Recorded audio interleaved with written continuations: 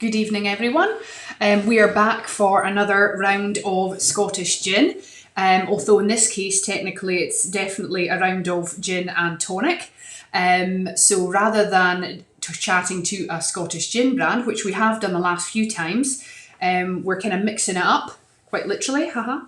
And we're bringing in Gaz from Schweppes. So we've actually met Gaz a couple of times on the road. He's very active and part of his role, which he'll tell us a bit more about, is obviously being on the road and taking part in festivals and engaging with brands. And so, he's always been super friendly. And we're delighted to catch up with him tonight. And I guess you could say that Schweppes is like a gatekeeper of sort of tonics. Wherever gin has been, Schweppes have almost been there along for that journey. So I think it's fantastic to have Gaz on tonight to have a chat about the direction Schweppes have went in with their new signature range and mixers. So hopefully we'll bring in Gaz for a chat. Are you there? Hi guys. Hello. Good to see you. Can you hear us okay, Gaz? I can hear you perfectly well, thank you. Brilliant. I've been banished to the spare room and I've got a bit of a wobbly setup on a sofa, so apologies if I'm rocking a bit. No, not at all. You've got an impressive collection behind you, so that's a good prop. Yeah, it's an artificial screen. There's actually nothing there. You can check and flip it to a theme park at the drop of a hat. Right, okay. It's I try and get a bottle everywhere I go in terms of visits and stuff. So it's like obviously drink some, replace them, but it's also just a nice collection of the journeys and things that have been on with the role. So well spotted. Brilliant. No, that's good. We'll do our best to try and fish out a Scottish gin from there somewhere. You can tell us about that in a bit. We've got some Scottish gin questions for you, but no, I guess just to get started, tell us a bit about yourself.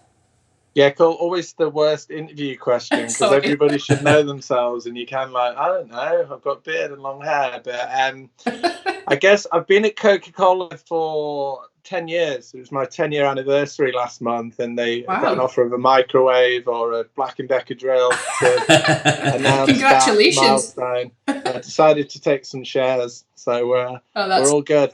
Yeah. But I spent my 20s doing a lot of traveling. So I had a year in Asia, Australia. I did 6 months in South America. And what that really taught me is that my skill set is around people and connections. So when I came back, I thought, I don't want to do recruitment anymore. I want to get into sales, drinks, that sort of thing. So, I've been fortunate enough to be at Coke a long time. In terms of this role that I'm in now, which is a big part of my life, it's just so much fun, and it's all about meeting people and engaging with brands. So it's, my job's my life and vice versa. And I think that's kind of why I do well at it. Yeah, absolutely. And so I know the official title, which I probably cut and paste from your signature, but is Spirit Brand Engagement Ambassador. What is that? For those that haven't met you, what's involved in that? Yeah. It's a tough one, really. Can you imagine how big my business card is? It's really fun. I essentially manage all our spirit partnerships. So how the role came about, which is probably quite important, is we launched Schweppes 1783 as it was and recently changed to Signature. And I just said, look, we need to build relationships with all these great craft brands, because if we don't have the relationships, they're not all big companies like a Bacardi. They can be small like Jim and Macintosh and family brands. Yeah. And that really played into my strong suit as a person. So I think when the role started, we weren't really sure what it meant. Mm-hmm. It was just go out and tell people about our tonics and get them to use it, essentially, just being honest. Yeah. But to me, it's about understanding people's businesses. So listening to them, then finding out ways that we can support them that are beneficial. So not everybody wants the same thing. Yeah, everybody probably wants free tonic, but you can't do that. And then it's about relationships. So in any job, if you like somebody and you want to work with them, you're gonna go to them. And last but not least, I know we met at festivals and things, just about having fun. Yeah. Yeah. So they're the kind of core things that I sort of centre it around. So I'm the envy of the office, apart from the guy that looks after the Premier League. Oh yeah, that's something to be jealous of. Absolutely. Yeah. No, it's I can see how that would be. It's unusual, like you say, and actually, I suppose you get brand ambassadors at spirit brands that maybe go and do the more official, the event stuff, but that's quite formal, isn't it? You're kind of just more creating relationships, meeting people. It's kind of loose, but obviously it's proved to be very effective. Yeah, and it's managing their expectations and obviously then passing things through to different parts of the business. So we do loads of wholesale deals, we do bundle deals, certainly a lot of that going on at the minute. So it's, you know, it's not just going out and being friends with them, but it's that as his starting point, and then thinking, right, how can we help you sell more of your product and give you more visibility, and maybe how can you help us locally? So take Macintosh in Dundee. If they use our product, that will have a nice impact on that area with our tonic. Absolutely. And I always encourage everyone I meet, like, work with local brands, Bon Accords, Walter Gregor's, use those, but also lean on us as well when you need to. So, you know, you don't have to just use Schweppes, but have it in your armory, because different people like different tonics. It's a sensible approach, I guess, you know, but obviously people buy from people, and I guess building good relationships is how, I guess, brands do grow, is it almost? Definitely. Yeah, and I think the spirit ambassadors, that's essentially what they're doing in the accounts. So, you know, I don't typically go in a lot of bars as part of my job. It's more the brands, but the spirit guys, it's all about relationships and connections and networks. So it's cool. Sounds it. No, good. So obviously pre sort of lockdown, Gaz, what would your sort of typical week look like at work? I can't remember. It's been that long ago. Oh no, tell me about it. Now, I got changed for this, but I just couldn't take my tracksuit bottoms off, so they're still very much on. Like a classic news reporter in his underwear. Yeah, I mean, I'm quite lucky, really, because I do work from home anyway. So a lot of my work's remote. So I was already set up with a laptop and all of that function and emails, etc. I guess stuff like this is new. A lot more WebEx conversations, a lot less shaking hands and cuddling people, which I like to do. But there we go. But yeah, Mondays I'm usually at home. Tuesday to Thursday I'll be out on the road. So whether that's in London, up in Scotland, try to stay out visiting distilleries. And weekends will either be events, or I will come home and have a cup of tea with the cat and say I'm never drinking again. Which I think we've all been there, haven't we? It's pretty fluid. Absolutely. And I know for those that are watching, you should follow Gaz on Instagram, because your stories can be quite entertaining. But you know, it's good. I mean, I love Instagram for that, because I'm on my own a lot, so I'm not with my wife. So just sharing your day, it passes the time when you're on journeys, you know, on trains and things. And actually it's quite interesting, because a lot of people will spend their free time visiting distilleries and things like that. So, you know, I'm lucky enough to do it for a job. And I think people love seeing behind the scenes of the places they visit, or a lot of people do. Hopefully the people watching this will. Absolutely. And you know, you've still kept the content up despite lockdown and all the restrictions. I mean, how have you engaged and collaborated differently? What have you had to do to be effective given everything that's going on? Yeah, so it's been a massive shift to online support. So, I mean, I've been working on a document the last few weeks. We've been doing loads of bundle deals. So what I'm trying to encourage people to do is shop local and support small businesses. So there's hashtag support small business. But what that is, buy a bottle of gin, whether it's like, you know, an Arbiki or Hills and Harbour or countless Scottish brands, buy directly from them. And if you do that, you'll get some free mixers. Great. So I know a lot of the brands have started doing free deliveries. You know, rather than spend 25 quid at the supermarket, you spend 40, but you'll get some mixers and you'll help out a local producer. So loads of that. The social media stuff, which you've picked up on. So that could be me messing about today in my Jaws Paws t-shirt. And, you know, a few TikToks I've been guilty of as a 38-year-old man, which is a little bit shameful, but you can get away with it. And then looking online for different platforms to sell through. So I'm sure guys are familiar with Whiskey Exchange and 31 Dover and sites like this. So typically they're very spirit-led. They don't have a lot of mixers on there. So we're trying to get involved and have more ways people can buy our product. Brilliant. Thinking outside the box. It's funny how times like this kind of almost not force you, but kind of give you the time to think about how you might do things differently, and hopefully it carries on into the new norm, you know? Yeah, I mean, certainly with social, I focus a lot on what I did. So my stories, and what I've found is by interacting with everyone on there, from the home bartending community to brands, there's loads of great images out there and great ideas. So I've really been able to tap into that, and that's been sort of a cool thing, because I think social media gets vilified for taking over people's time, but actually in this, it's kind of bringing people together. So I think the positives of it are shining through during the lockdown. Definitely. Yeah, no, well said. I agree. Yeah. And what are some of the best spirit mixer combos you've seen or enjoyed more recently, Gaz? Or something that stood out to you? Yeah, it's kind of far reaching. So I mentioned about the sort of online community. So I've made friends with Chrissy, who's Social Gin Girl, and she's been doing some great little IGTV sessions with Andy, gin philosopher. They did a pizza night the other week with Renegade Gin, which is down in Battersea, and they made a pizza Negroni, and I was like, well, pizza Negroni, what the hell's that? So it's Parmesan infused gin, tomato water, and they garnished with like olive and salami. Obviously then Campari vermouth, but I love seeing stuff like that.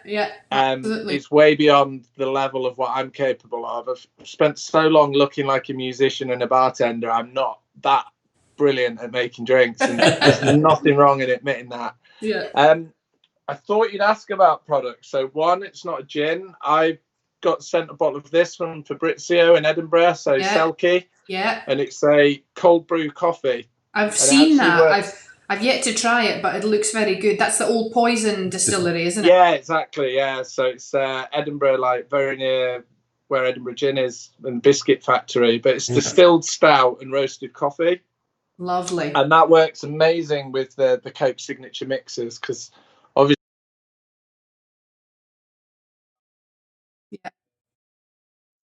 Yeah, personally for me, I like to keep things quite simple. Spirit, garnish, mixer. Yeah, absolutely. Yeah, being honest. No, absolutely. And yes, you've got. I've seen more of the Coca-Cola stuff, I must admit, more recently. So do you just kind of work? You don't work exclusively with Schweppes? You do a bit of both? Yeah, I mean, I think my mum still calls it Cadbury Schweppes, but Schweppes is part of Coca-Cola. Yeah, I'm half Scottish as well, by the way, so that's how I can be on this call and feel totally fine about it. But yeah, it was the same thing. It was a new product, and probably a little lack of any relationships outside of maybe a Bacardi Brown Forman relationship. And once you get into it, there's a lot of new rums coming out. There's a lot of English whiskies, obviously a lot of Scottish whiskies, old and new. Yeah. So it's just been a very similar process.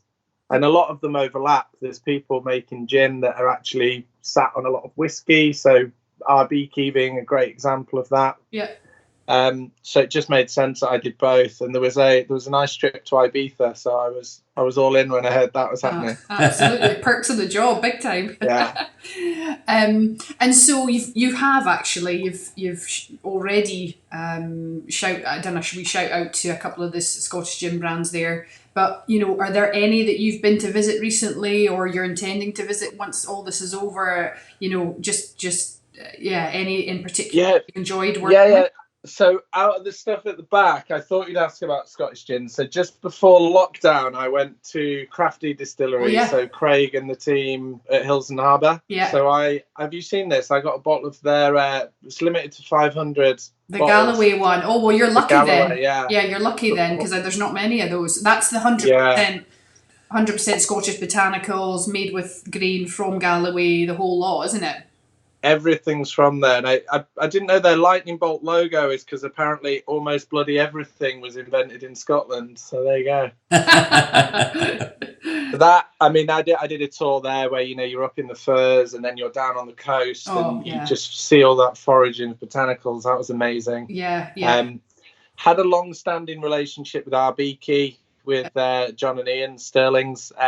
I was up at their Nadar launch in February, so probably just before lockdown. Yeah. And they had the climate positive pea gin, and I think everyone thought it was going to taste the peas and then be green, and you're like, no, it's just distilled using peas, and it's like a lemongrass citrus gin. So that's to die for. That's really good. I think part of the job really it's everything from really small brands. So as I sort of mentioned, Macintosh, I love those guys. We did some stuff with them.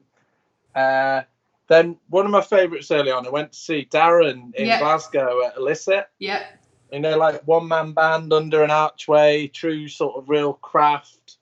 Absolutely fantastic. So, you know, from that to Hendrix to Edinburgh to Old Curiosity, loads of brands really. I appeared in Spirits Business today. There's a picture of me in the Spirits Business magazine because I think Old Curiosity have just got some money to help keep the business going, and there's a picture of me in Flower Garden. We were there. I said to Martin earlier, when did we first meet Gaz? I couldn't remember, and that's exactly when it was. I've actually got photographs of Gaz walking around. Right. I'm like a paparazzi, just papping him. I suppose with the hair and the beard, it's you're easy to spot. So yeah, but that's right. That's when we first met you. I couldn't remember. Well, I thought it was then. It was that evening, and that's right. Sort of, So that's cool. So I mean, for the interest of time, like I love being up in Scotland. There's so many cool places to visit. Yeah. What about the Gin Palace? What about the Gin Palace? Are you like, tell us? We can't get in yet. There's such a huge queue to like get in. Have you been? Hendrix. Are you the Hendrix Gin Palace? You know the new place that they've built. I've not been. So when I was at Craig's, I wanted to go up to. Is it in? Where is it? Girvan, but South Ayrshire is very close to where they are. Well, they're in Girvan, so they sort of closed the doors. I rang their sort of marketing team because we do work with Monkey Shoulder, and they said, they're not having any visitors because it was kind of the onset of coronavirus, and probably proved correct to do that really. Yeah, that would be a cool place to see. I can't wait. I think there's quite a queue to get in, but I look forward to that. So, and what about what are some of your standout moments then from the last couple of years in this role that you do? Yeah, I think one of them, when I came into the role, I've worked in bars, but very simple drinks, and I'll be honest, I didn't know a hell of a lot about distillation. It was kind of all, so I've learned on the job. So obviously all the visits I go on, that's the kind of main way I've learned. But it's about 3 or 4 months in, I decided to do the WSET, the WSET Level 2 Spirits course. Yeah. I got food poisoning on the first day, so just props for passing because I couldn't do any of the tasting and I just felt horrendous. Oh no. I liked it was a Herculean effort that I got through that and passed with a distinction. But yeah, outside of that, I mean, I recently went to the NME Awards. I fitted in, cool. As you can imagine there. So that was cool. I went there with Copper Dog Whiskey, so Piers' hotel, the Craig Ellicky in Speyside, is sort of the home for there. So I've been up there, that was cool. And then all the events, Junipalooza, Gin to My Tonics, where I've seen you guys. Yeah. It's just so people and fun orientated, and everybody works hard, but they also like to have a drink and have fun at the end of the day. So, yeah, as long may that continue, and I hope that we can do that as we come out of the situation we find ourselves in at the minute. Yeah, absolutely. Yeah. And can you tell us a bit more about the Schweppes and Coca-Cola sort of signature ranges of mixers? Yeah, I'll keep it fairly brief, but so Coke signature mixers. Sorry.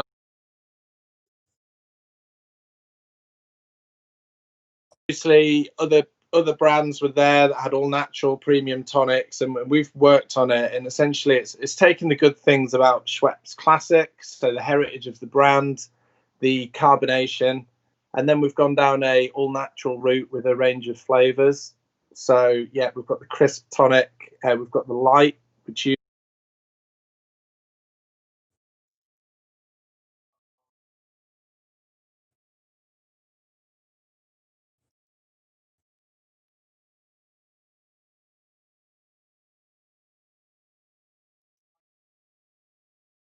Oh, really? I haven't tried it yet, but I'm really intrigued. I'd really like to. Yeah. Okay. Yeah. Yeah.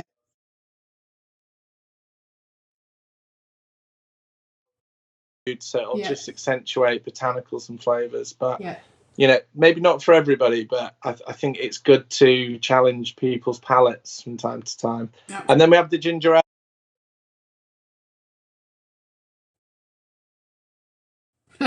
I won't say who said it, but it's it's aromatically quite strong in ginger, but it's also light. So if you mix it with a gin, you'll still taste the gin. So it's really smart, but it's not like a ginger beer that's going to blow your head off with spice. You'll still taste the spirit. And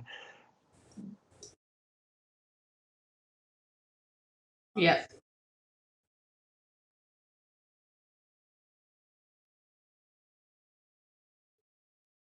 so keep it simple, crisp tonic, nice gin.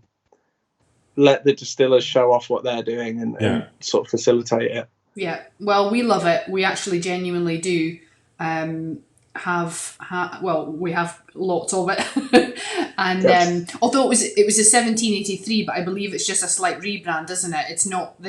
So we'll be having like more news on that later in the year, but just with what's happened with the pandemic and everything, we've just had to hold back on some things there. And I don't know if the guys have seen, but there's lots of stuff on social about what Coke's done during the pandemic as a big company to help out. And just on the signature mixers, very briefly, because I know it's gin cooperative and not whiskey cooperative, but it gives us a platform to start working in dark spirits as well. So it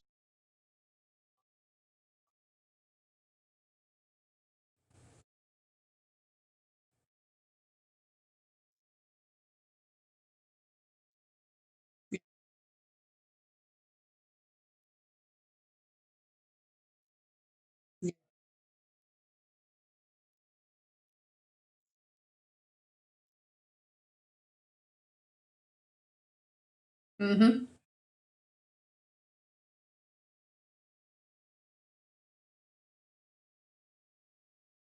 Yeah, absolutely. Yeah, well, it's very cool. They look very cool, and I love the wee presentation box and stuff that I've seen going around. I've seen a few on social, and but yeah, really. And obviously, you collaborated with some fantastic, talented bartenders and mixologists and other people on the sort of recipe development for that new Coca-Cola Signatures range. Yeah, that must have been fun. It's got an amazing backstory. So it's March 2018, I think. Everyone met at Three Sheets in London, one of Max Fenning's bars, and it was 200 odd ingredients that were sourceable. And it was just, we want you to create a Coke that will work with dark spirits. It was a really loose sort of parameters for them to play with. And bartenders being bartenders, all fed off each other, worked in pairs, went off solo. Loads of people came in, consumer groups, and it sort of got whittled down to a starting 4 variants. Yeah. So potentially there could be others in the pipeline, but it's not something I'd know about yet. Yeah. Fantastic. No, fantastic, great, good research, good Cool. to be in, good gig. So what are you most looking forward to post lockdown then? I mean, I know it might seem like a silly question, but for you personally, what? Yeah, I think. Do you know what? If I can be really honest with everybody, I'm like a little bit apprehensive. I think as lockdown hit, I was like, oh no. And then I've got used to being at home, and home's been quite nice because I'm away quite a lot, part of the suffering and everything out there.